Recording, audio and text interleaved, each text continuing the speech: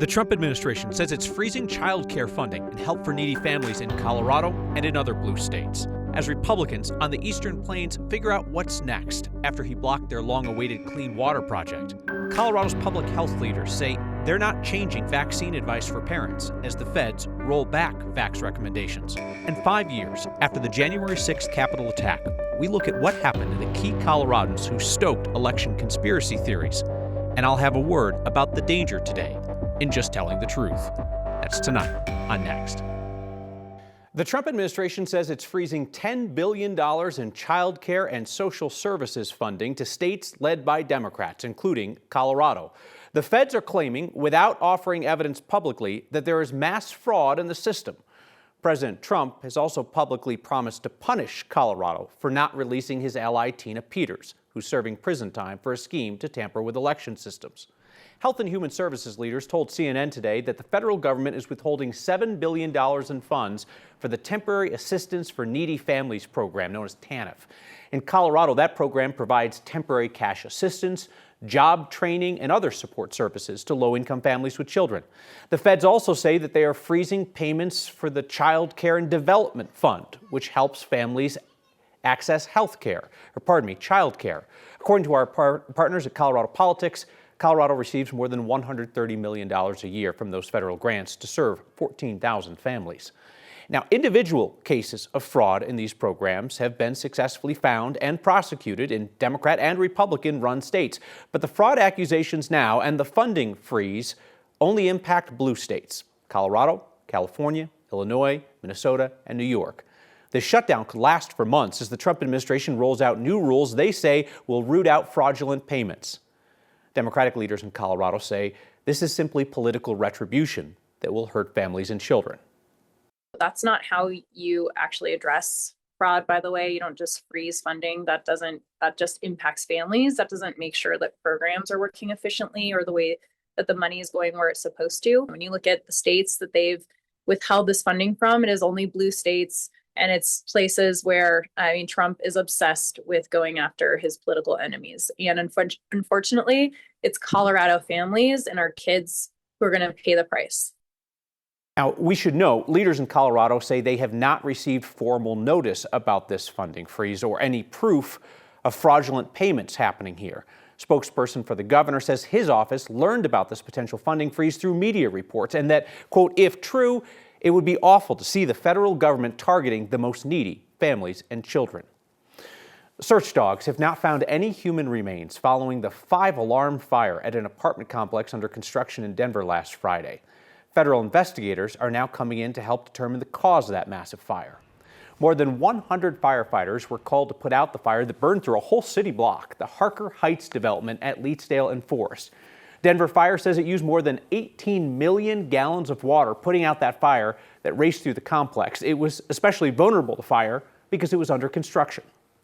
That really hurt us from the onset is that it didn't really have full fire protection stuff in place. No fire alarms, no working sprinklers, right? In your home or your apartment, you have drywall, which slows down fire spread, not fully drywalled. So this was able to run. There was no fire stops. The ATF is bringing in a team of specialists from around the country to investigate. Leetsdale is still closed in both directions. Denver Fire says it'll reopen once that building is demolished. Colorado taxpayers likely won't be getting TABOR refunds this year. Refunds from the Taxpayer Bill of Rights were expected to be pretty small because of the state's budget shortfall, around $20 to $60 a person. But now Democratic Governor Jared Polis has submitted a revised budget with no TABOR refunds this year. He blames the Republican budget bill passed by Congress, which reduced revenue coming into Colorado. This request still needs to be approved by the state legislature. The governor said he does expect revenue to grow this year, so Coloradans could see a TABOR refund next year. President Trump's public vow to take harsh measures against Colorado is punishing his supporters in heavily Republican southeastern Colorado. Trump vetoed Congress's unanimous bill to fund clean drinking water there. Our Mark Salinger takes us to Bent County. In a part of the state that isn't often in the spotlight. Do you need me to talk into this or anything? Sharon Barber okay. feels the focus on her home in Las Animas coming straight from the White House. Food stamps go away for the month like that they did. They really had a hard time. Sharon devotes her attention to the nonprofit she runs. Some of it we buy, some of it we're given. Out of the corner of the Bent County garage. We used to help maybe 2,000 people in a year, and now we're helping 2,500 people in a month. Everything impacts the poorest people first. Water is a precious commodity in this area of the country. Clean water is a precious commodity. In this part of southeastern Colorado, the need is high, the ballots are mostly red, and now there are a lot of questions about why the president vetoed funding for a plan to finally bring clean drinking water to the area. I was surprised about the veto. The first thing that went through my mind was, really? I mean, I was shocked. I was disappointed. Kim McDonnell has lived here almost her entire life and served as a Republican county commissioner. It just puts a big question mark on everything. She also doesn't know why President Trump used his first veto of his second term to kill funding for the Arkansas Valley conduit. Why do we veto this project that is meeting such a deep human need at this particular time, in this particular place? This pile of pipes 60 miles down the road somewhere west of Boone shows construction is nowhere near helping people like Kim and Sharon. Plans to build a pipeline moving clean water from Pueblo to more than 50,000 people in rural Colorado started in the 1960s. Decades later, the project broke ground in 2020, celebrated by Trump during his first term. We got the money 2 weeks ago to begin construction thanks to President Donald Trump. Now the president's veto would force local towns and counties to pay for the project themselves without the help of the federal government. There is certainly not the funding in place to be able to complete the project now. Las Animas uses an expensive reverse osmosis system to filter dirty water for the town to drink.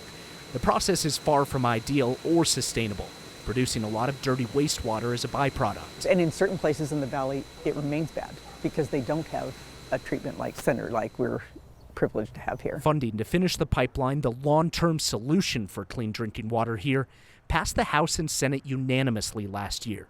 It failed at the president's desk. I would ask him to reconsider. I would thank him for everything that he has done and is doing, and to reconsider the conduit. More than 1,000 miles from Washington, clean water isn't political.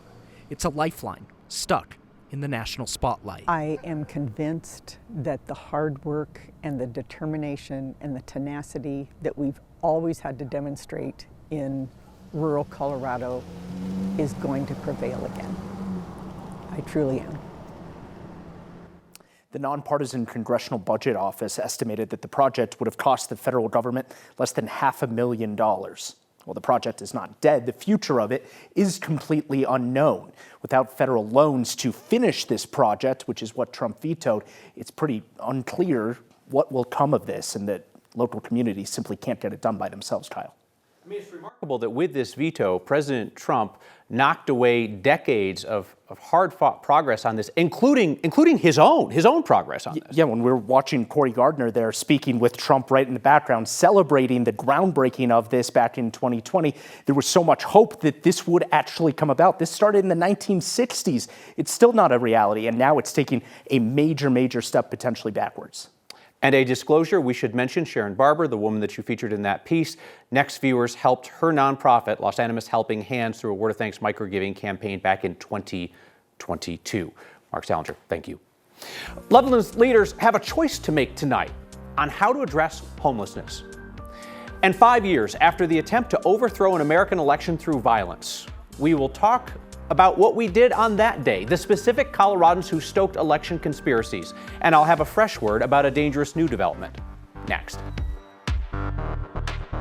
Colorado's state health department says it will continue to recommend childhood vaccines for illnesses like the flu, meningitis, and hepatitis, despite the new federal vaccine policy that weakens those recommendations. Yesterday, the CDC dropped long-standing routine recommendations for 7 vaccines, citing a review of international vaccine policies. The new guidelines restrict recommendations for the flu, rotavirus, hepatitis A and B, some forms of meningitis, and RSV. They now recommend those shots only for high-risk groups or for families who participate in quote-unquote shared decision-making with a doctor. The feds say the new recommendations won't impact insurance coverage or availability of those vaccines, but major medical bodies worry the new guidelines will cause confusion and a spike in preventable diseases. Colorado's health department says the state's school immunization requirements will not change. There's a new state law allowing Colorado to rely instead on the recommendations from the American Academy of Pediatrics. The city of Loveland has been struggling for months to decide on a new approach to homelessness after city council voted to shut the city's only overnight shelter for adults. The former mayor then let people sleep inside City Hall. Then the city opened temporary shelter space. Now Loveland City Council is considering other solutions. As of now, police are not allowed to sweep encampments without advance notice and without confirming that there is available shelter space somewhere in the city. City Council will vote tonight on whether to get rid of those restrictions, and they'll also vote on whether to spend nearly $3 million on a new 24/7 resource center. But closing that deal relies on finding a nonprofit partner to run the shelter. Let's check in with 9 News meteorologist Chris Bianchi. And Chris, the warmth of our collective winter is disconcerting. It's not good. It's not good at all, Kyle. We've had 23 of the past 29 days, including today, by the way, where we did not hit 60 degrees. 23 of the past 29 days, 60 degrees or above. And now it is officially tied for our warmest start to a winter on record for us here in Denver, with an average winter temperature since December the 1st of 43.2 degrees for us in Denver. That is tied with 1934. We are going to move into the number 1 mark for tomorrow, not the number we want to see here. Highs today, 57. Again, our first day so far here in 2026 that we have not hit 60 degrees or above for us. 60 southeast plains, 30s and 40s for us in the mountains. Wind has been a concern. That wind will continue to retreat into the foothills, and winds notably lighter for tomorrow. So some good news there. Lighter winds for tomorrow. But then we get our next storm system that'll move through. Tomorrow, a quiet weather day. Then snow will develop first in the mountains on Thursday, and then for us on Thursday night. For Thursday night and Friday morning, we'll get some snow for us in the picture for us here in Denver. About 1 to 4 inches, the most likely scenario at this point for us in Denver, with higher amounts west and south of Denver for us, with a few inches possible in town, but maybe 6 inches or more in some favored areas south and west of Denver. So that 7-day forecast, we got a potential weather impact alert for both Thursday and Friday because of that snow. And then we dry out and warm up for us this weekend, with temperatures topping out in the low 50s into the early part of next week. Hours after the January 6th attack on the Capitol, we read the names of Coloradans who stoked election conspiracy theories and tried to overturn the election. 5 years later, I'm going to read the names again. Next. 5 years ago today, on January 6, 2021, a pro-Trump mob stormed the U.S. Capitol and violently attacked law enforcement in an effort to stop the certification of the election that President Trump lost. 5 years later, Trump is back in the White House and is trying to rewrite history, casting Capitol Police and his own vice president as the villains that day, and his supporters as patriots. Have a word on that in a moment. First, we're going to re-air our commentary from 5 years ago today. Words offered in the hours following the attack on the Capitol, talking about specific Coloradans who had stoked election conspiracy theories and tried to overturn the election. We have added video from January 6th that has been made public since that day. Today's insurrection and takeover of the U.S. Capitol follows months of conspiracy theories and fantasies promoted by Coloradans. Colorado's Jenna Ellis, legal advisor to the president, she helped convince him that Vice President Mike Pence could reject the election results today. That utter fantasy led the president to call his followers to gather in Washington and to march on the Capitol. Colorado's conservative leaders Michelle Malkin and Joe Oltmann are being sued by an exec from Denver-based Dominion Voting Systems for creating and spreading the main conspiracy theory that it was Dominion that rigged the election. RNC National Committee man and 710 KNUS radio host Randy Corporan promoted a series of conspiracy theories about election rigging, abandoning one for another just as soon as they evaporated under the slightest examination. Colorado's Republican Party Chairman Ken Buck has furiously tried to distance himself from attempts in Congress to subvert the election. Buck just preferred to do it through the Texas lawsuit to throw out the votes in states that the president's lost. Republican Congressman Doug Lamborn of Colorado Springs also tried the Texas two-step around the will of the people along with Ken Buck, and Lamborn signed on to the effort to overturn the election in Congress. Congresswoman Lauren Boebert from Western Colorado gave her first speech in Congress today trying to overturn the election results and told her followers this morning, Today is 1776. What those Coloradans did leading up to today's insurrection is on them.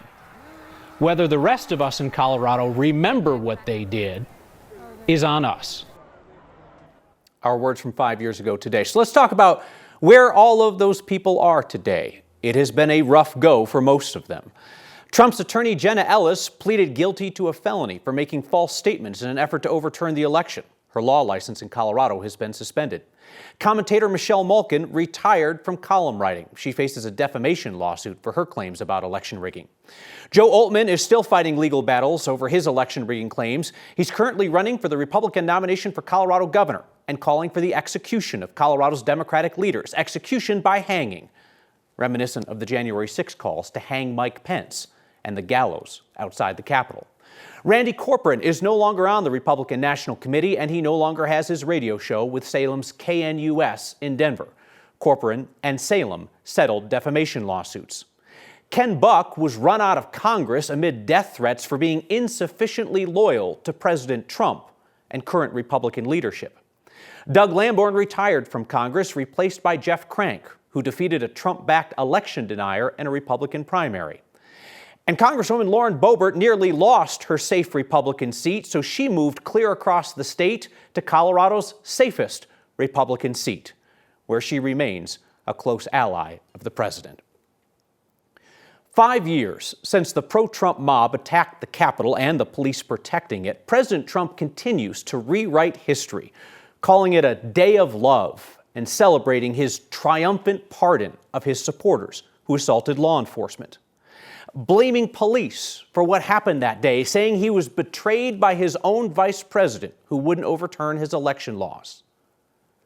But Americans know what happened on January 6th. We have all seen the video with our own eyes. But 5 years later, a shrinking number of Americans can now tell the truth about what happened without fear of consequences.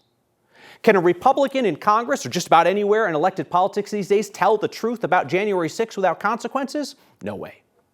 Can a journalist tell the truth about January 6th without consequences?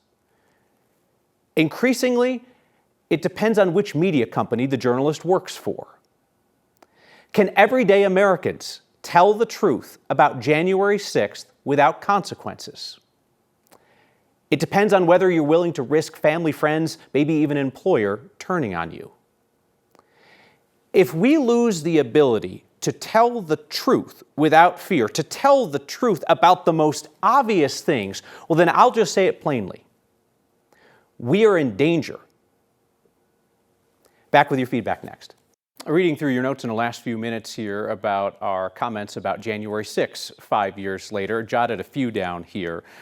Janet specifically thanked us for replaying some of the video from January 6th. Jeff wrote, "Thank you for keeping history honest," right? It's the same thing. Just watching the video, anybody with their eyes can see what's happening.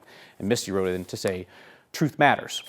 This from Shannon, "Thank you for airing the clip from 5 years ago and for the updates that followed." Shannon said, "You and your team are a gift to journalism." I appreciate that, Shannon. As always, I have to remind you, this work is only possible without the support of the folks behind the scenes and our local and our company's leadership, because they stand behind truth-telling.